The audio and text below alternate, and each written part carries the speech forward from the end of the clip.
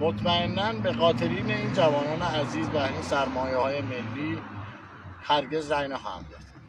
من به خاطر 45 سال جنایت و خیانت جمهوری اسلامی و کشتار عزیزترین جوانهای ایران زمین هیچ عنوان در هیچ انتخاباتی شرکت نمی‌کنم و رأی نمیدم.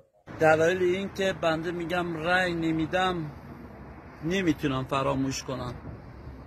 درود بر شهدای راه وطن.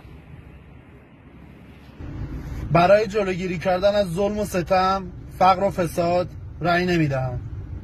من شهروند ایرانی با تحریم انتخابات و انتصابات جمهوری اسلامی مخالفت خودم رو با سیاست‌های نظام حاکم ابراز می‌کنم، نه به سیرک انتخابات. قسم می‌خوریم به خون این جوانان و این سرزمین که به هیچ کدام از شما نه رأی خواهیم داد و برای براندازی حکومت ننگین جمهوری اسلامی تا تکه تکه شدن بدنمون خواهیم کرد. پاینده ایران جانم فدا. به هزاران دلیل رأی نمیدم، چون نمیخوام بیشتر از این در فقر و فلاکت و نابودی وطن و هموطنان سهیم باشم. من هم مانند بسیاری نه تنها به اصلاحات باور ندارم، بلکه خواهان عبور از کل این نظام مشروع خواه هستم و هیچگاه انگشت در خون نیکاها نخواهم زد. درود بر مردم فهیم ایران.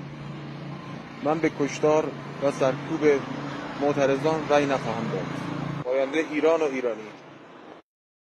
به مفتخوران منفعت طلب رأی نمیدم.